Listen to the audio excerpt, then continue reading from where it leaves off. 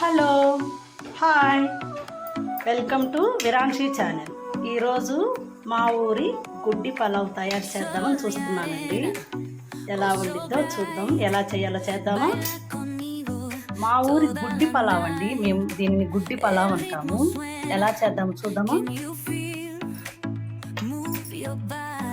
కావలసినవి కొద్దిగా నెయ్యి అండి, 2 స్పూన్లు నెయ్యి, 2 స్పూన్లు ఆయిల్ వేసుకోవాలి.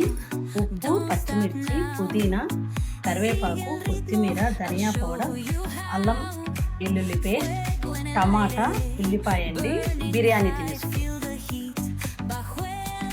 ఇప్పుడు రైస్ కుక్కర్ గిన్నె పెట్టుకున్నానండి. 2 స్పూన్లు ఆయిల్ వేద్దామండి.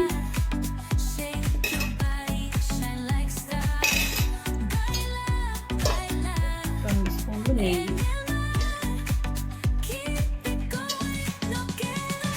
ఆయిల్ వేడి అయినాక ఉల్లిపాయలు కొద్దిగా దూరగా వేయించుకుందామండి. ఉల్లిపాయలు ఎర్రగా వేగాయండి. మసాలా దినుసులు వేసుకొని అల్లం చిన్నకాయ పేస్ట్ వేసుకున్నాము. పచ్చిమిర్చి, టమాటా, కరివేపాకు, పుదీనా అన్నీ వేసి బాగా వేగనిద్దాం. ఇది బాగా వేగింది కదండి, దీంట్లో వాటర్ పోసుకుందామండి.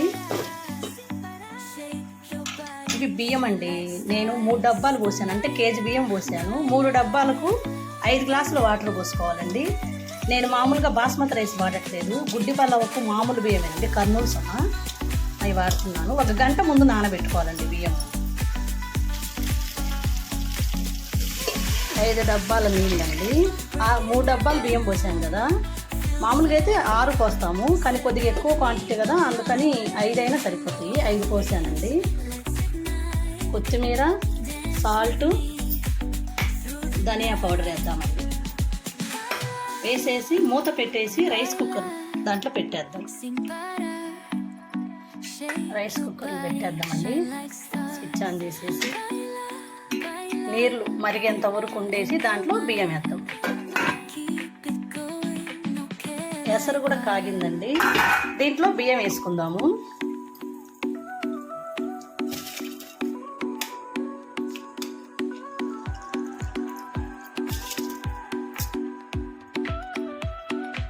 బియ్యం వేసాను, మొత్తం ఒకసారి కలుపుకొని, ఇలా కలిపేటప్పుడైనా బియ్యం వేసేటప్పుడైనా స్విచ్ ఆపుకోండి, ఒకవేళ షాక్ కొట్టచ్చు.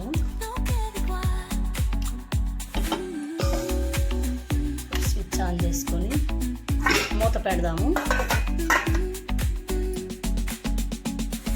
మా ఊరి గుడ్డి పలావ్ రెడీ అయిందండి. ఇది ఒకసారి ట్రై చేసి ఎలా ఉందో మీరు కామెంట్ పెట్టండి. నా ఛానల్ను సబ్స్క్రైబ్ చేయండి.